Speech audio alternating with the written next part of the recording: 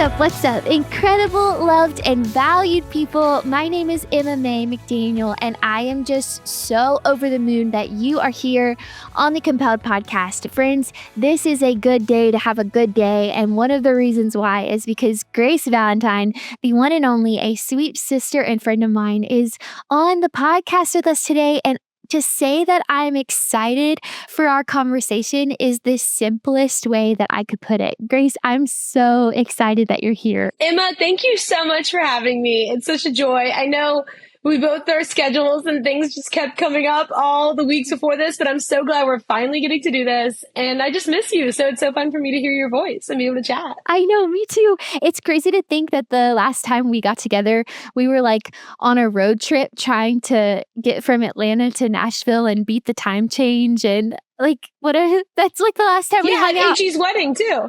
Yes, just sweet things. I feel like weddings have just brought us together in the last year so much, and I'm so thankful for it.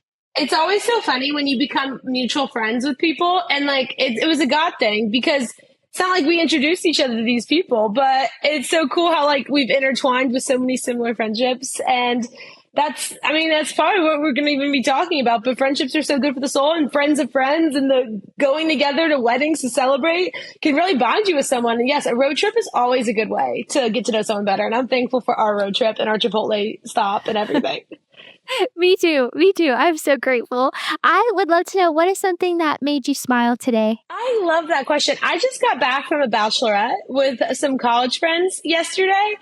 And then today I went to Chick-fil-A, and I acted like I was in Mexico for like a month. I was like, it has been so long without Chick-fil-A. And I don't normally eat Chick-fil-A. I definitely probably maybe once a week, even if I wish I didn't. But I was putting that Chick-fil-A as if I had been cut off from society for forever, and they didn't have that. So, my Chick-fil-A really did make me smile today. The spicy chicken sandwich with no pickles really does me in. But I'm sure I have an orchid like that I got from a friend that I'll always look, and those things make me a smile. So flowers and Chick-fil-A. What about you, Emma? What made you smile today? Wait, I love that. Okay, this is honestly really simple, but time management is something that I have been working on since I was probably 12 years old. And this morning, it brought me so much joy from stewarding my time well. Like, being able to just sit down with the Lord and sit down and prepare for our conversations and come to where we record our podcast, and being on time, it brought me joy. And I was like, wow, I need to do this more often, because this really makes me smile to not stress myself out by making myself late all the time. Isn't it so funny how that works? And you're in seminary too, so you understand. Being back in school, especially when I've turned in my paper early, and then it's getting ready to be due, and I'm like, I could be stressed right now, and I didn't. But right now, I don't have a time management smile because I have 2 papers due tonight. So I'm jealous of that smile of yours for that. So I need to learn from that. Grace. Oh, well, I believe in you, and it is a day by day. Josh can attest. He has helped me so much with my time management. I love that. I just love it that you said since 6th grade. I'm picturing 12-year-old Emma being at school, what's your highs and lows? I planned my day really well today.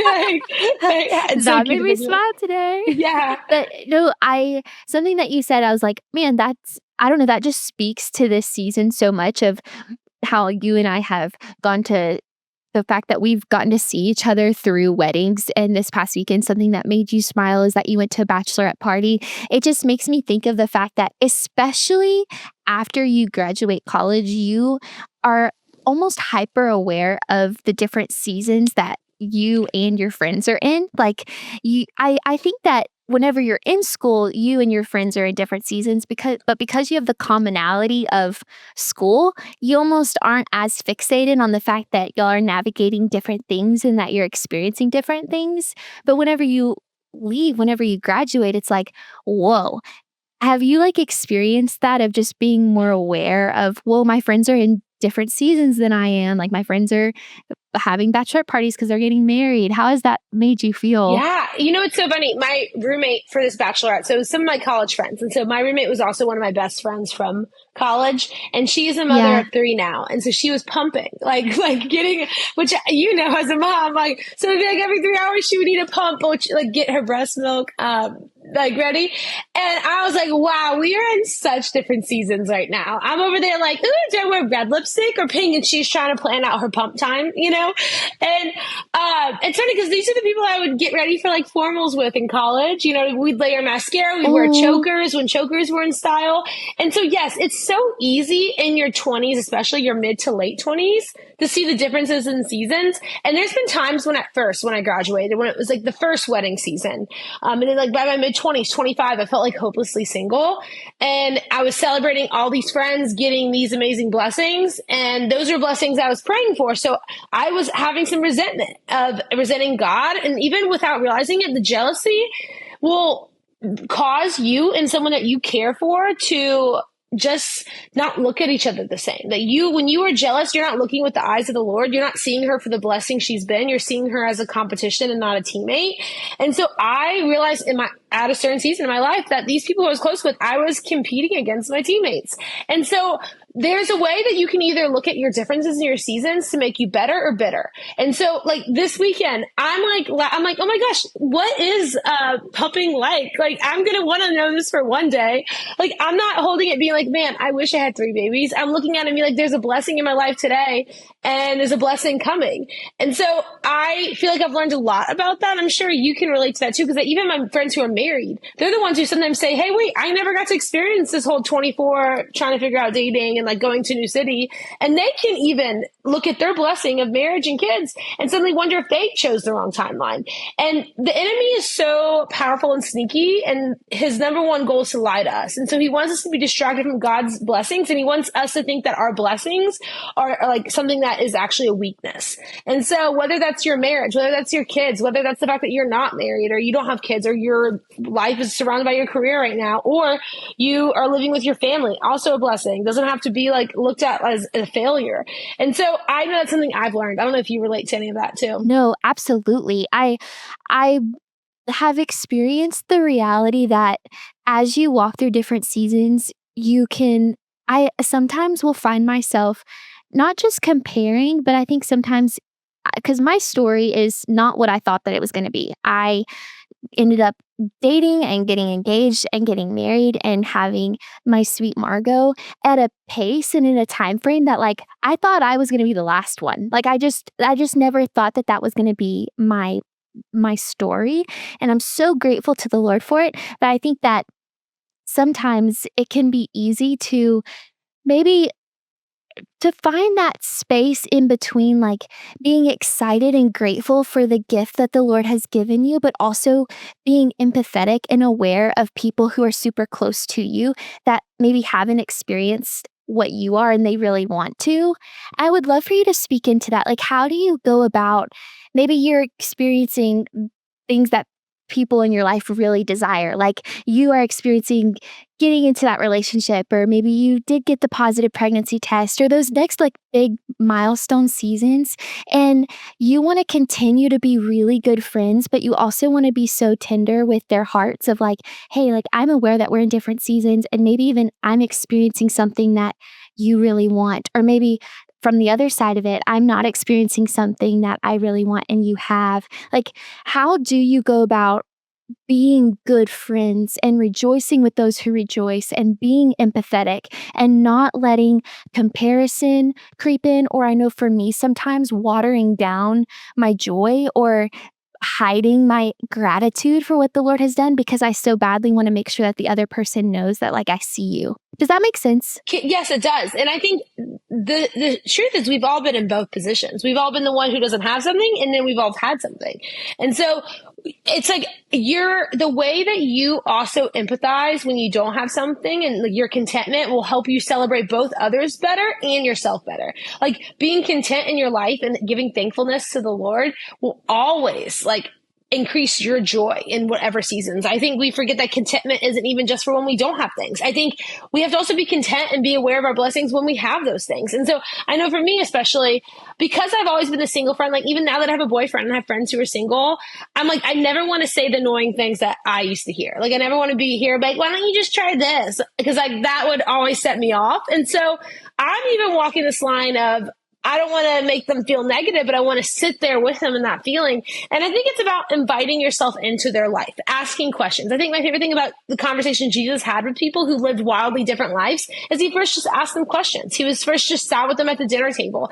And I think when we just look at each other on social media, we're not going to see the person in front of us. And so especially when it comes to your blessings, have yourself share those blessings, not through social media with a close friend, but actually through conversation. Because when someone gets to see your, like, hear the good news from you, not even through a text, but through a FaceTime or through in person, and they have eyes that are, they believe in the Lord and they're looking at you as an image bearer of Christ, then they're going to hopefully as believers see it in a different way than sometimes the social media lens can make it seem. And so I think it's easy to immediately go to social media. You get the promotion. You want to tell the group text like that. Call your friends. Tell them one-on-one. Because I think, especially for instance, you get the dream job, your friend's still looking for jobs. I think if you call them and say, hey, like, I want you to know I'm praying for you, but like, I got this, like, I'm really excited, but know that like this also shows me that I'm going to continue praying for you. And they get to hear that news from you personally. And when you keep the personal aspect in friendship, that's when you keep what friendship is truly meant to be. And with our parameters of social media, group text, it's easy for that to get blurred. Obviously, you may not have time to tell everyone in your life that, you know, personally that you got engaged or that you got the job or that this thing worked out. But you can try to seek those friendships, and especially the ones that are super sensitive to it. I know I've had friends, especially in the pregnancy season, who they're struggling with infertility. Their friend gets pregnant. They've gotten the call personally, and they also say, I'm going to give you time, like, to pray about this, like, and to also, like, you don't have to show up for anything, but I just want you to know that, like, you're invited and you're welcome, but you're also given grace in this season to empathize with the Lord, to be with him, and not having expectations for how people celebrate you, but just expecting that they're going to listen to you and they're going to be praying for you. And it's such a heart deal of, hey, God, search my heart and know me. Test me and know my anxious thoughts. Like, see if there is any pride in me. See if there's any insecurity in me, any jealousy in me, and sift it, Lord. I pray that you would lead me in the way everlasting. It truly is like a moment by moment, like, help me love my friends well and help me be content in where you have me, like in the good and the hard. You mentioned that you definitely have experience, which is so relatable, like feeling the bitterness or feeling the jealousy creep in, and how the Lord has definitely taught you the power of celebrating. I would love for you to get practical and walk us through like a moment where you felt the jealousy and the comparison creep in, and what did it practically look like for you to acknowledge it and pivot? I remember there was a time after college where my friend, who everyone has that one friend who's so good with guys, like the one who's like, it happened to me as expected. They're just always asked on dates. You're praying for just someone to look at you, and then they're like, oh, this new guy just saw me from across the hall. And I had that friend, and she was telling me about the classic, I think he's the one. Like it was like honestly a phone call. And I remember closing that phone call and thinking really mean thoughts about her. Of course, she is not even, it's probably nothing a big deal. And there's a verse in Proverbs that says anger and wrath are like destroying you, but jealousy is even worse. And I felt that day. The idea that like, I have been angry at people who are not my friends. I have been angry at people who have done me wrong. But here this girl was, who I care for, who I consider a best friend, telling me exciting news. And that guy ended up being her husband. And I was jealous. And that was worse than even being angry at someone who wasn't my friend. That I was sharing this emotion with her that was worse than even if it was someone who had completely done me wrong. And it was just her celebrating something good in her life and sharing it with me. And so when it comes to those feelings, I think the verse Philippians 4:8 is so important for us to remember. It's the idea that we're supposed to think on whatever is true, right, noble, lovely, and just. Like, think about things that are worth praise of and think on those things. And I look in our life and think about how many times we think on like what we want. We scroll through TikTok and we're like, I'm thinking about her body and how I wish I was built like her. And she's saying what I eat in a day and it's all trash food. And I know if I ate that, I would blow up. I would literally, and I can either think on what is what else someone has and what they have and what's going on in their life, or I can think on what is true, what is right, what is noble, whatever is lovely. And I even think I love even the idea of what is true, because a lot of times our jealousy causes us to believe lies. So you're watching your friend get the guy, and I look at my moment, she's telling me about the fifth guy that was like chasing after her and how she thinks he's her husband. And I'm thinking, I'm never going to meet a guy. Everyone hates me. I'm the ugliest girl. No one sees me, likes me. It's crazy how we just jump to these crazy conclusions instead of jumping to So discernment true. and prayer. And so when we think about what is true is that I do have gifts out there. I am worthy of a Christian man to pursue me, that I am someone who is confident in my calling if I choose to be, if I'm not being distracted, that there is good in my life and there's good coming. And I couldn't see that truth because jealousy was there. And so I think when it goes back to, and once again, not self-love, not obsessing and looking like, well, I'm hot, like everything's going to work out. But the idea of like, my God is good. And he says he withholds no good things from those who walk upright. It is not my goal to walk the way she's walking. I'm supposed to walk upright. I'm supposed to walk forward and look at the blessings in front of me, not what everyone else has beside me. And so when you realize that it is true that God's withholding no good things, because I need to just focus on what he has for me, and that he is a sun and a shield, which means he protects me and he blesses me, then I'm going to realize that, hey, just because she gets this doesn't mean I won't. Just because she got asked on a date doesn't mean there's no more dates to be asked on. Just because she gets the job doesn't mean that I won't get the job. And so I've learned in my life that the most practical thing you can do is just jump to prayer and not conclusions. It's to analyze your thoughts, and immediately when you feel yourself getting that green monster, be grossed out by it. Like, remember that you were actually jealous, because sometimes we'll try to almost like rationalize our thoughts. We'll be like, well, she really does do this. Remember the time she did this? Remember the time when she threw herself on that guy? Like, love holds no records of wrong. So you should not be looking at the list of her wrongs. You should be looking at who your God is and how you should be treating people and your thoughts and how that's a sin that you're judging someone. And that, I don't know if you have any advice on that too, any practical things you've done. Friend, yes, there's so many things you just said that I'm like, wow, I've been thinking on that just in the last week. I literally a week ago was sitting with Josh and was sharing with him just some hard things that I've been processing through and been carrying. And he was listening so empathetically and graciously. And then he looked at me and he was like, Emma, I'm not saying that you can't process out these hard things, but I do want to remind you that there are a lot of good things to dwell on too. And we don't need to just sit here and sulk in the hard stuff. And I have been thinking on that over the last week because I'm like, wow, we have a choice.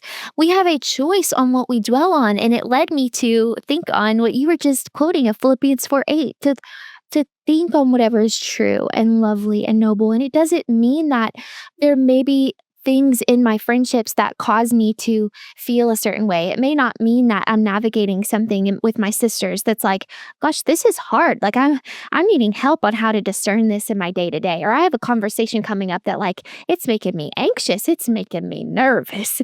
But in the reality of those feelings and emotions or circumstances, in the reality of maybe I'm not getting what she's getting and I really wish I was, like in those things that are real, I do, like you're saying, I get to choose to go to the Lord. I get to choose to walk uprightly. I get to choose what I dwell on. I get to choose to put into practice the truth. And like you were saying, that jealousy is the root of so much evil. Like James talks about that in chapter 3 of how like it truly is of the world. It is not of God's wisdom. And I'm just so thankful for how he continues to redirect our focus, because you also were quoting in 1 Corinthians 13 where like, which I was thinking on as you were talking about how love is not self-seeking. And as I heard you talking, I was like, man, what you're really saying is that for me to be a good friend, I gotta stop focusing so much on myself. When I take the focus off of myself and I start focusing on God and who he is and what he's done and what he has said, I start to view both myself and my friends rightly. But when I'm so focused on me, I'm not focusing on God anymore. And then I start to view other people inaccurately because my focus is all off. So I just love what you said about that, because it truly, whenever you're loving well, it is a game changer. I always say we should be focused on living a loving life, not wasting our time trying to prove we're worth loving. And a lot of times when we're distracted by the world, we're trying to prove we're worth loving, whether it's to a job, whether it's to the followers, whether it's to even like a relationship, whether it's to just success and the dream and American dream we're chasing. Like if we actually live a loving life, and I look back to all those seasons where I felt like people were being blessed in ways that I wasn't, when I really was living in a blessing without realizing it.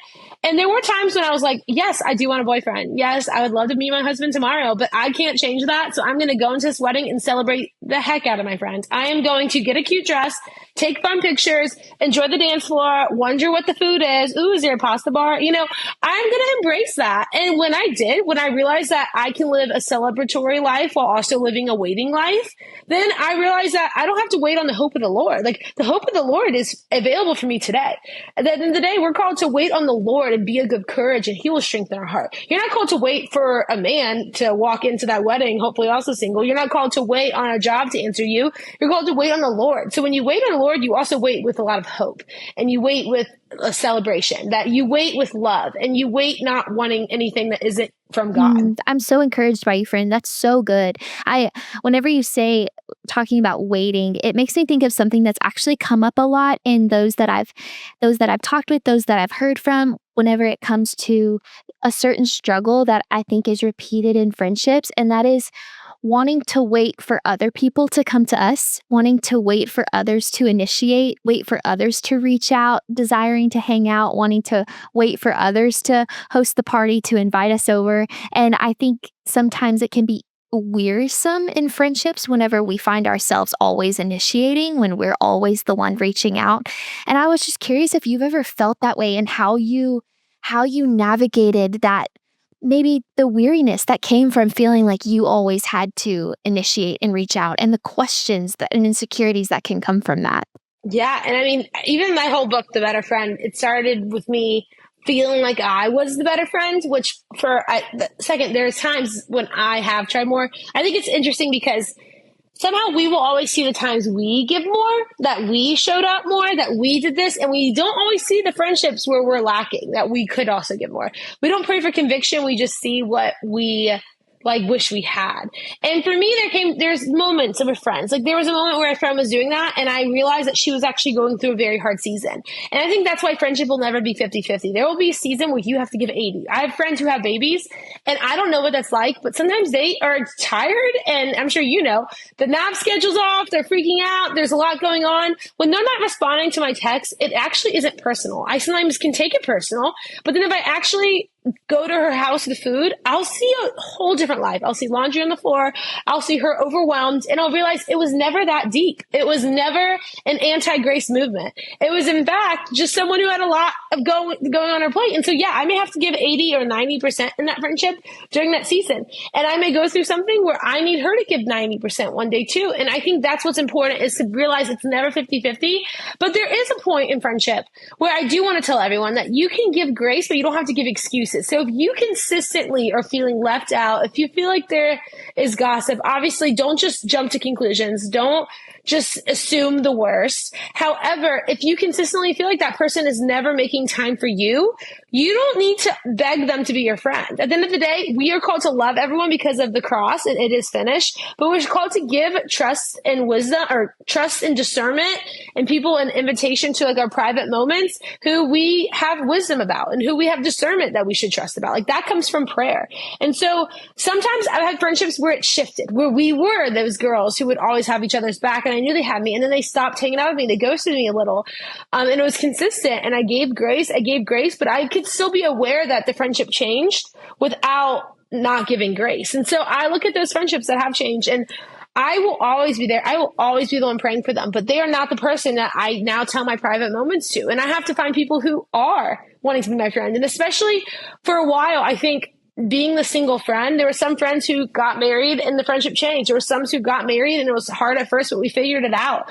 And when the friendship did change, I used to be so mad about it. I used to be like, well, I didn't do anything wrong. Was this a friend breakup? Is she my ex-friend?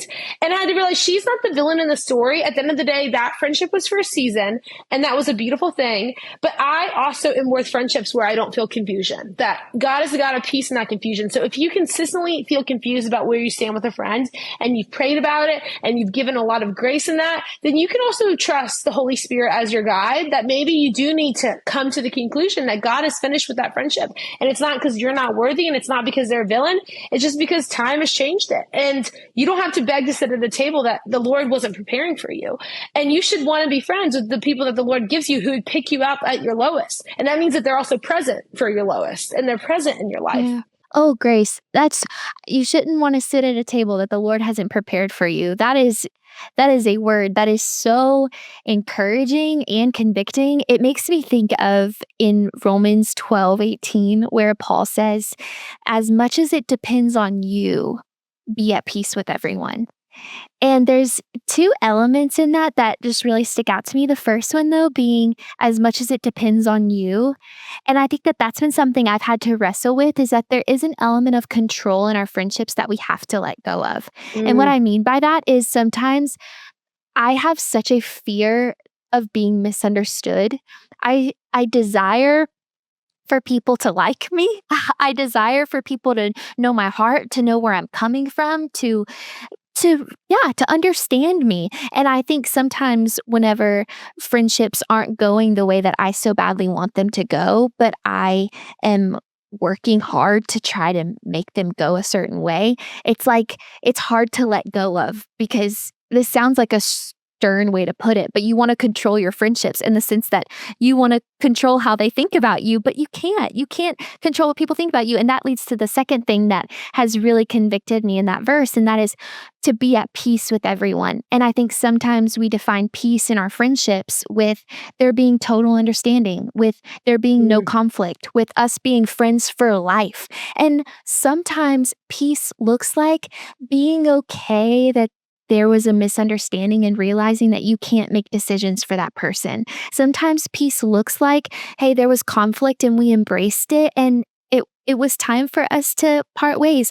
Sometimes peace looks like it's a friendship that is seasonal, and sometimes it does look like it's lifelong. And so you said that you've so felt that you desire for people to understand you too, but that is something that I've had to grapple with when it comes to desiring to be at a table that the Lord may not want me to be at anymore, is that it really exposes the flesh in me of like, I just want everyone to understand me, whenever sometimes that's just not realistic. Completely. And I think sometimes we have to even look at our pride. Like, is this friendship actually even giving us peace? I know I fought for people because, they were a big part of my life. Or even if I was submitted, even in my 20s, they're cool, they're connected. Like, that is why I'm like, a friendship is life-giving. A friendship should bring you love, joy, peace, kindness, goodness, faithfulness, and self-control. Like, a friendship should make you better and not bitter. So if you're sitting there begging for something, like you said, and you don't want to be misunderstood, you want the control, you want to be able to choose and to also know that they want to be your friend more than you actually even are better for the friendship, then it's not actually bringing the joy it should be. And so why are you fighting for a friendship that isn't even giving you life in that moment? And I think for me, I've also come to the term of there are some friendships in my life that I'm on mission for, and some I'm on mission with. The friends that I'm on mission with, like, I should that's a have great distinction. I should have consistent communications with the friends I'm on mission with. It doesn't have to be like always easy, but we have to be fighting for it. And the friends I'm on a mission for, I'm going to have to give unreasonable grace. I'm on mission for them. They are not directed by the Holy Spirit, or they have the Holy Spirit, but they're still learning. And when you can identify to that, it helps. And even in a non-Christian way, I talk in my book about how Aristotle has 3 levels of friendship. He says that there's friends of convenience, friends of pleasure, and friends of goodness. And I think sometimes, like, in friends of convenience are like your coworkers, the person you always see, your neighbor, the ones you kind of have to be friends with. Friends of pleasure may be someone at a workout class with. It could be someone in your Bible study that you don't hang out with, but you have like one common thing. And friends of goodness are your actual best friends, like the people who pour into you. And I think obviously don't make a list and be like, oh, Annie's over here, but it's helpful for me to take an inventory and be like, wait, this girl didn't come to my birthday. Should I be offended? Or honestly, are we not at that level yet? And that's okay. And this person may give good advice, but they can't give me holy advice. So do they need to be the people I go to when I have to make a decision? It doesn't mean that they're a bad person. They're still a friend, and we have a workout class together. We have stuff that bonds us, but they're not my friend of goodness in that moment because we don't share that bond. And when I can take inventory, it helps me give grace to the people I'm on a mission for, because I realize they may never be able to love me in the way that I can love them if I'm guided by the Holy Spirit. And I shouldn't resent them for that. I should, if anything, give them extra grace and love radically while trusting wisely, my friends of goodness. Yeah. Oh, that's so encouraging. I hear so much in what you're saying of a common piece of advice that Josh and I were given whenever we were getting ready to get married. And I've clung to it throughout our marriage, and it is assume the best. It is Mm. so easy to assume the worst, but assume the best. And that's not just for marriage. Like that's for your relationships with anybody, especially with your friends, of assume the best intentions. You would want people to assume the best of you. And whenever you are assuming the best, it does open up a door for you to be able to give grace whenever in your flesh, it may not be your immediate response, but to assume the best of like, hey, they love me. Hey, they love God. They're human too. They don't have stuff together just as I don't have stuff together. And we're figuring out the journey. We're running the race. And like the best thing that we could do is love each other well. And so I hear you say that and I'm like, man, that's just such a timeless piece of advice. It's just to assume the best. I I would love for you to share some encouragement. I know that you, not crazy recently, but rather recently, you moved to Atlanta. I have moved to different states all growing up, and moving into a new community, stepping into a new season of change can be really hard whenever it comes to community. It goes back to initiating, it goes back to seasons of change because you've got friendships that are maybe across the country and you're staying in touch with. But as far as where you're currently planted, it can be hard to get plugged in. And maybe if you're feeling lonely, trust God's timing with friendships. So I would love for you to give encouragement to the person listening that maybe just feeling really lonely and doesn't know where to even start with finding a friend. Oh, that is so real. When I moved to Atlanta, you just learn a lot about yourself and like your insecurities that you forgot. And even like you feel like a 12-year-old again. I'm like the new girl at school, for anything. And I remember especially like going to church alone was something that was kind of sad for me at first. Like, and I had no issue of being single, but when you move to a new city and you have no one, and then I was getting in my head because every now and then someone would DM me, I think I saw you at church. Like, and I'm like, yeah, I'm the girl alone. I'm as least threatening. I am Oh, very Grace. available for friendships. Like, you don't have to DM me, come up. Could use anyone. Um, and so when I moved to Atlanta, especially moving to a new city in my mid to late 20s, I felt all the insecurities I've had from my past, and it revealed things in me that I hadn't dealt with. And so I think remind yourself that when you are revealing these insecurities, sometimes it's not because that you're in a harder situation. It's because you never actually brought that to God before, that you never actually like went to Jesus about these other insecurities. You kind of put a band-aid on it. And so I feel like moving to me and like the insecurity I felt wasn't actually new insecurities. It brought up old hurts, whether it was old friendship hurts, feeling left out in middle school, feeling bullied, like what people thought of me, caring about me, misunderstood. All that kind of washed up. And the truth was, it wasn't even a new emotion. It was just because I never brought it to Jesus in the beginning as much as I should have. Maybe a little bit, but not as what it should have been.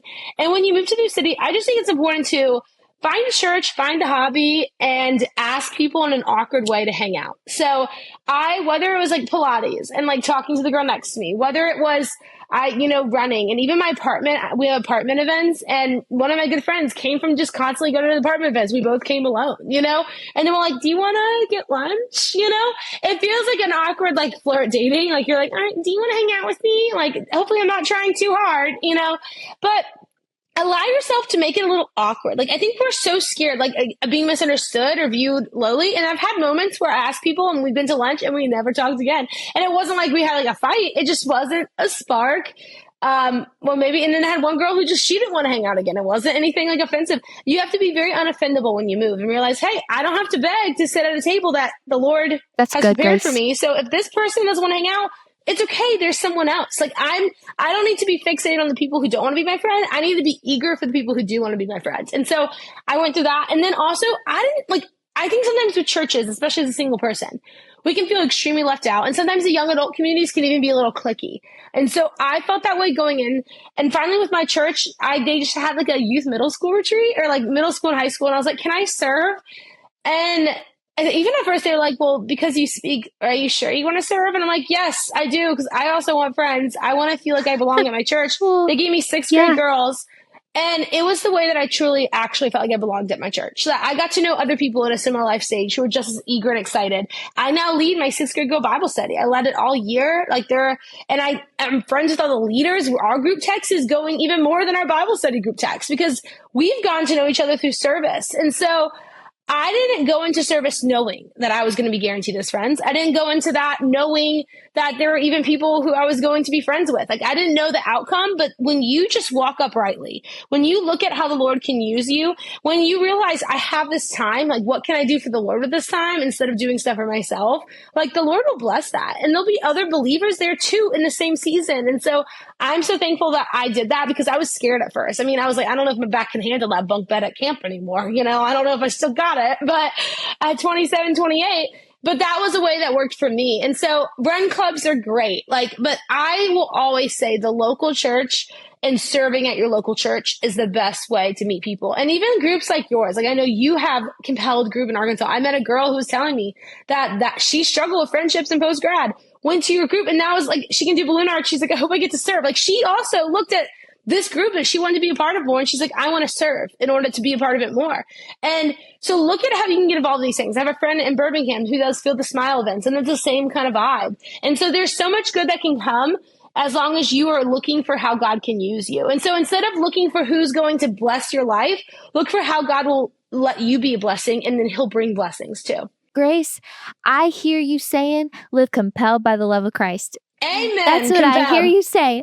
I literally hear you say that because the gospel changes everything. I hear it in your heartbeat that, like, because of the gospel, I'm not comparing. Because of the gospel, I choose to celebrate. Because of the gospel, I choose to trust the character of God. Because of the gospel, I am choosing to walk uprightly. Because of the gospel, I am assuming the best. Because of the gospel, I am working hard to be at peace with everyone as much as it depends on me, but not exerting so much energy to be in a place where God may not have me either anymore or he never intended me to be. Because of the gospel, I'm getting plugged in. I'm getting out of my comfort zone. I'm initiating. I'm not taking things too personally that were never for mine to take on. Like, that's Grace, that's the love of Christ that is compelling you, not only in your personal friendships, but for you to even be able to speak into the lives of people listening on this podcast about friendships the way that you are. And it has blessed me today. And I know for a fact it's blessed so many people listening. I thank you for how you embody the love of Christ and how you're helping us do that in our relationships. And I mean that with everything in me. Oh, I see it in you. I see it in what you're doing today and your goals, even for the future. I've seen the way that you've stewarded your current life well, while also being expectant of what God's going to do. I remember when Compelled was just something that you hadn't even launched yet, and we were driving to a wedding talking about it. And so it's so cool to see what God will do with faith, like with just a mustard seed of faith, with just a little bit of faith. And so I'd encourage anyone who, with friendships, you think you have only a little less faith to give, that you can actually meet people out there that will care for you, that will celebrate you. You feel like in order to get away from comparison, you only have a little bit of faith. The Lord will use just a mustard seed of faith. And so pray about it again, bring it to God again, trust that he is good and he is bringing good in your life, and that his ways are better, that he will not withhold a good thing. And so if it has not come to you, it's because he has a good thing coming. So encouraging. Everybody listening, you need to go get The Better Friend by the one and only Grace Valentine and go live compelled. I'll talk to y'all next week.